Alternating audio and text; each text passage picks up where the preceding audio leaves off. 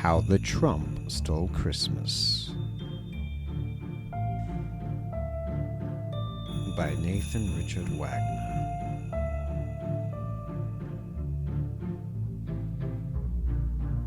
Every Blue down in Blueville liked Christmas a lot. Not that every Blue did it, the whole Christmas thing. Not every Blue hauled, not every Blue singed.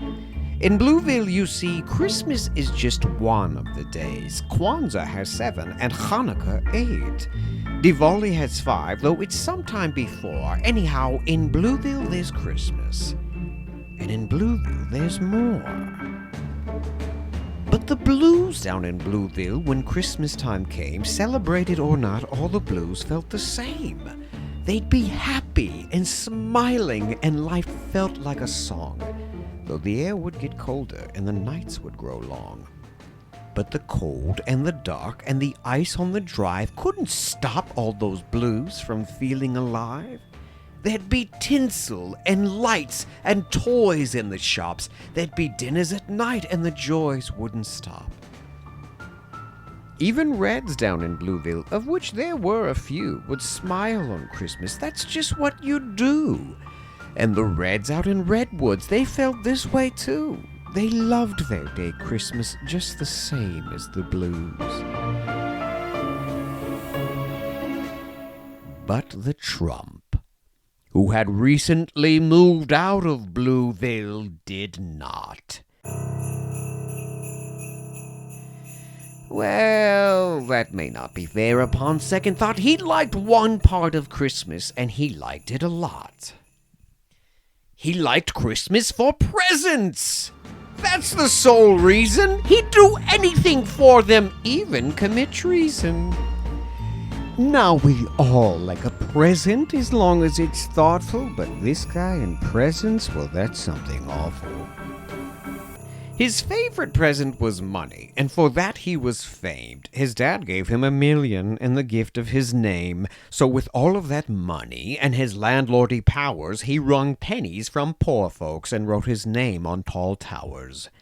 He loved so many gifts, too many to mention, but I'll tell a few more if I can keep your attention.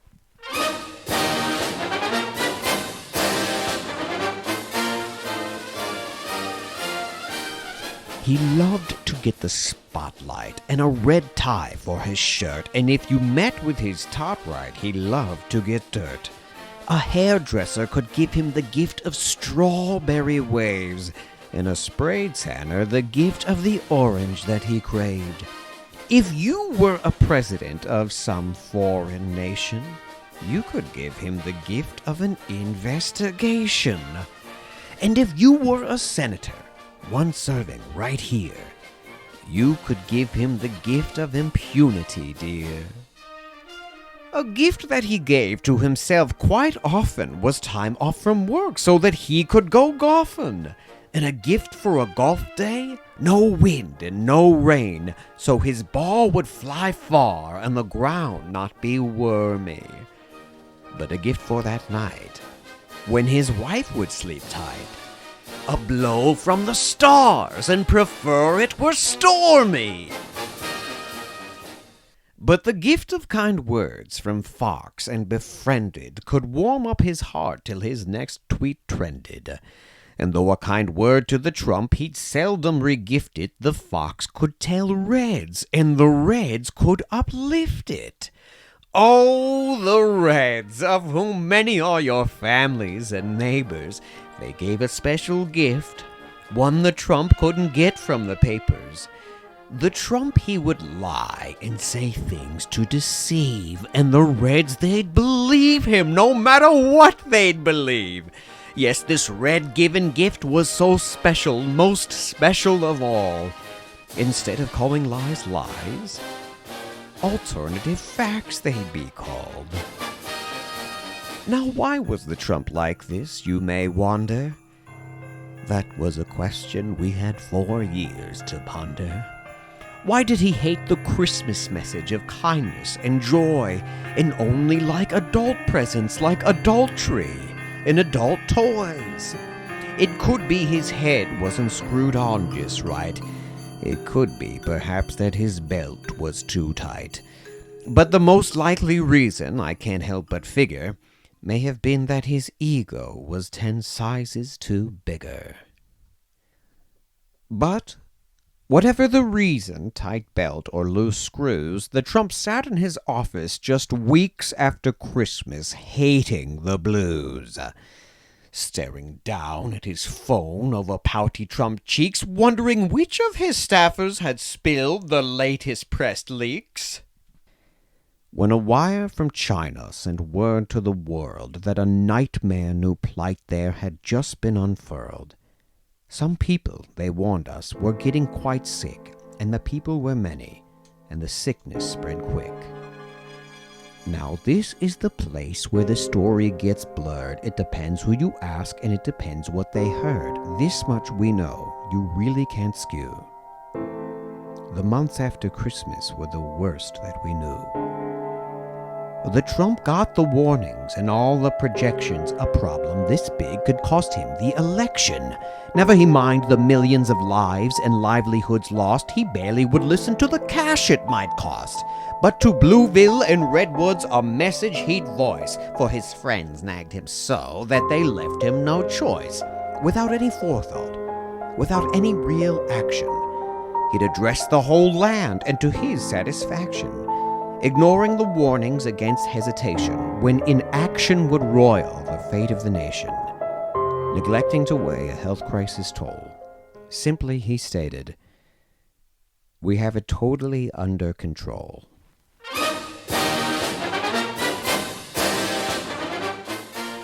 This much we know, you really can't skew.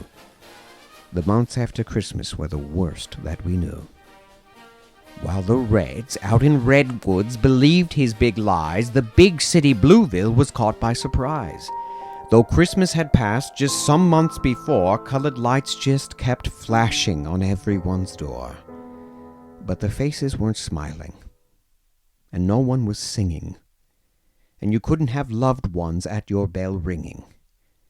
Blueville was blue, the kind that's sad, scared, and bleary. Ask those who stayed through, and they might just get teary. As the Blues up in Blueville shut themselves in their houses, the Trump in his White House ruled his advisors were louses. He was dogged by the whistling of that Navarro memorandum while claiming the phone calls from Azar, though, never happened. He cut funding to doctors who warned of mounting dread factors and cut ties with allies, most of whom were just actors. The Trump didn't do much for Blueville as they frontlined the fight. While most Blues there stayed in, some hadn't the right. There were doctors and nurses, checkout clerks in their lanes. There were conductors of hearses, of buses and trains. There were EMTs driving nonstop with their siren. There were fighters of fires when buildings were firing. There were cleaners of roads and every train station. There were cleaners of sidewalks from DO sanitation. There were cleaners of schools, though class was remote. There were cleaners of pools for those who could float. There were cleaners for everything, too many to name. Even cleaners of ball courts, though there weren't any games. For those then that worked, to be sick seemed eventual. Yet Blueville needed them. Their work was essential.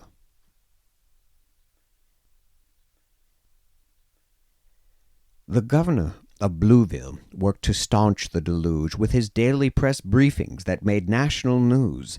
The Trump's then orange hues paled an envious green. That hunks and dorrant views were the best Trump had seen. Raiding bumps to the Trump were a crime then unrifled. How it made his blood boil, how he would not be stifled. So the Trump pulled off his own briefs and tried changing the tune. Summer is coming. It'll all go away. It'll be over soon. He even gave health advice, that blood-sucking leech. You could shine sunlight inside you, or shoot up with bleach. I'm not a doctor, a rare truth. To his credit, he artfully said, but I'm like a person that has a good you-know-what. finished he, with a point to his head. Then cursed was he so by dissenters and mockers, laughed off the screen by public health doctors. Those fools, thought the Trump, those thankless boat rockers, and perhaps to the Trump the shockingest shocker. For his health advice the Trump would deliver when asked. Stay social, not distant, and nobody mask. But some fact-checking medic sank his swagger to grouchy, for he'd be contradicted by Anthony Fauci. This much we know, you really can't skew. The month then that followed tore our country in two. Then we all saw the violence, the targeted violence. Though it had always been here, most people kept silent. Be they reds or they blues, or preferred not to choose, if your body was black, you'd know well the abuse. We witnessed the slaying of women and men, whose sentence was written by the hue of their skin. Reds shouted, "It's due," when you do indiscretions, but most Reds weren't the victims, so the acts went unquestioned.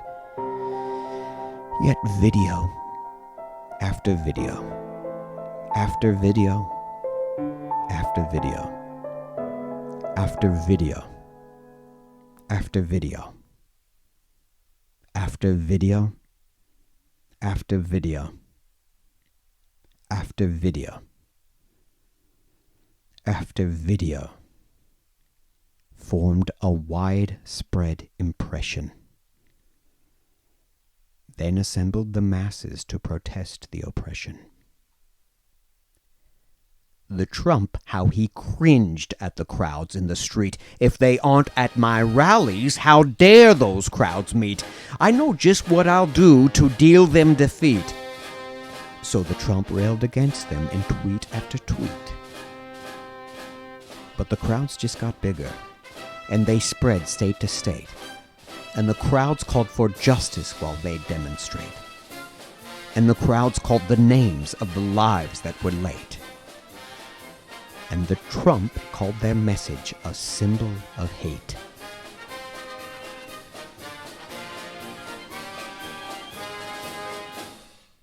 While some feared that the sickness, the crowds it would ravage, it appeared the crowd's thickness hadn't increased the damage.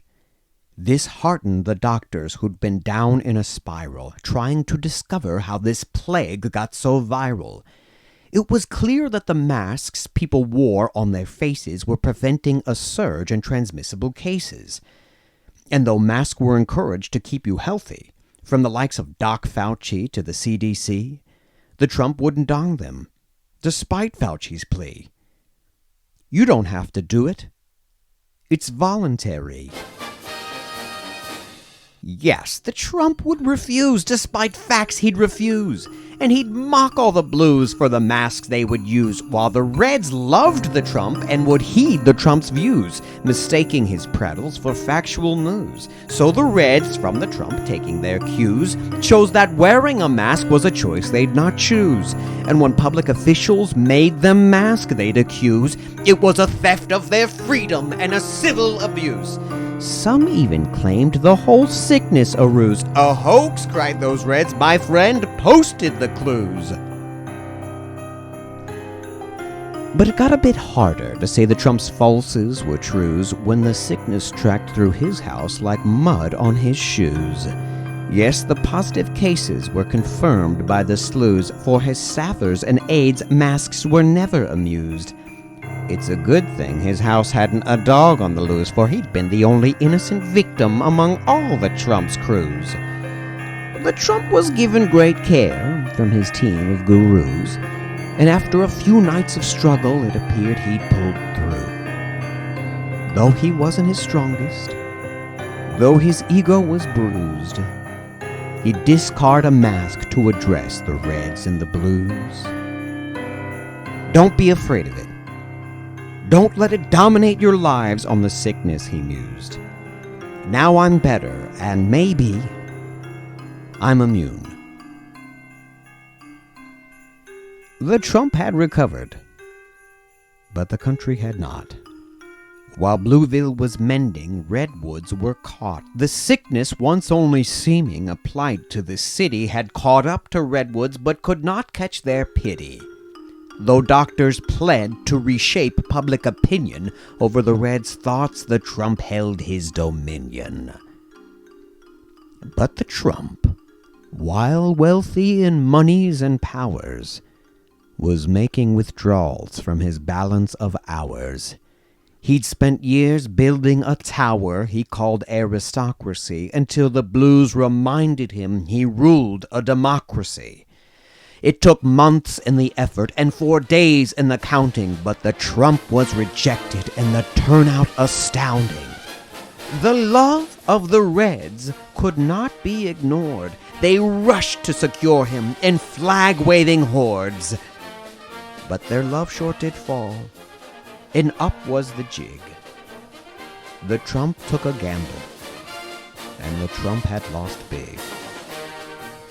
But wait, you'll be shouting, just wait or I'll spit. You never answered the how that was writ. Oh, the how. I recall the how in the title.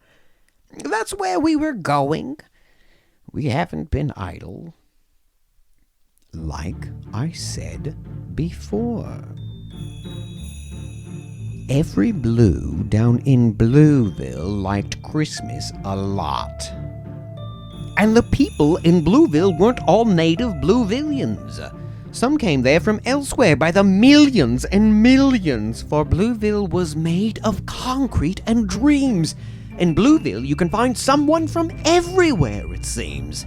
When Christmas time came, non-natives would go, returning to families far from their burrow.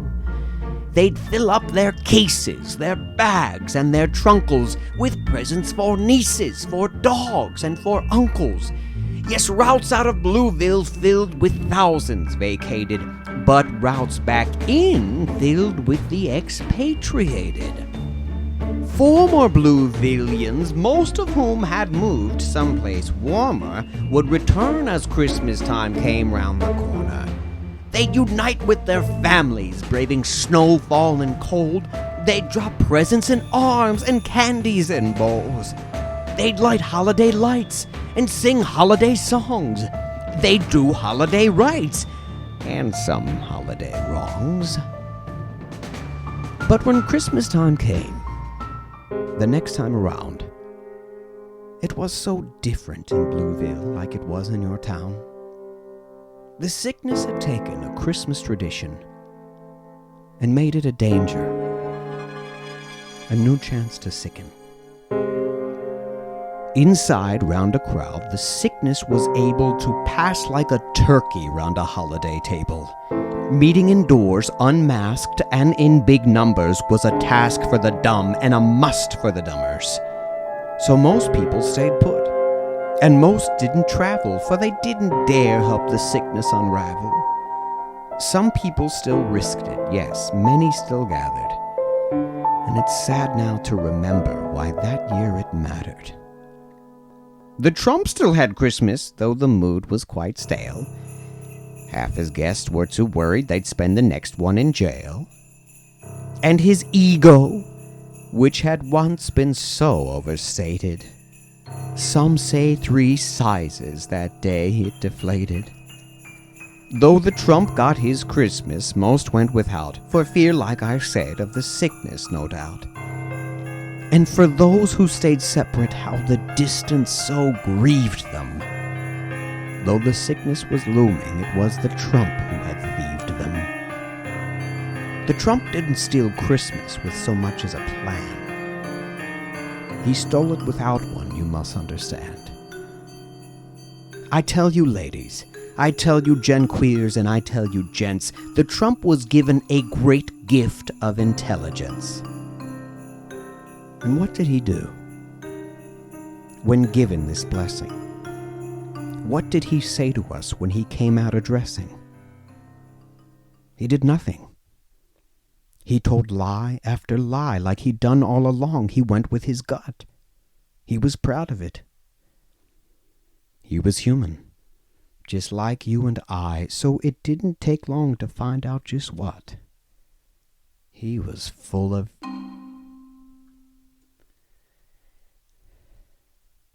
When Christmas time neared, like we all knew it would, there was another way it was different in Bluevilles and Redwoods.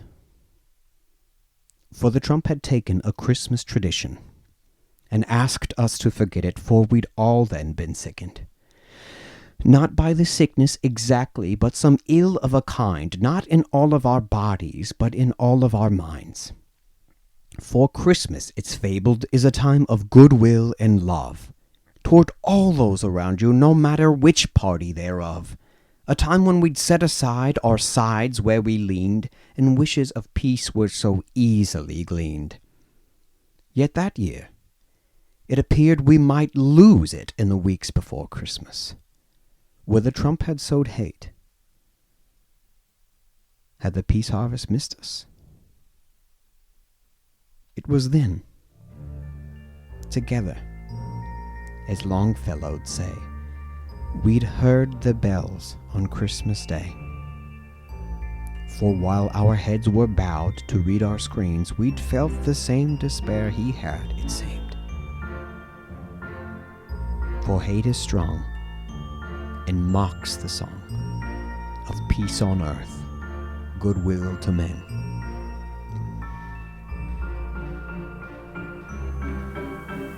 But just as cannons once drawn were retired and roped in, Christmas bells fell our arms from up to open. Then pealed the bells more loud and deep. God is not dead, nor doth he sleep. The wrong shall fail, the right prevail, with peace on earth, goodwill to men. Peace to you, reader, and to your neighbor. Be you blue, be you red, be you one to waver. Though one Christmas was stolen, we let go, and so be it. Another Christmas came later, and most of us got to see it. The sickness was cured too, but I can't say just when. And we found peace on earth, and goodwill to men, and women, and those who aren't either.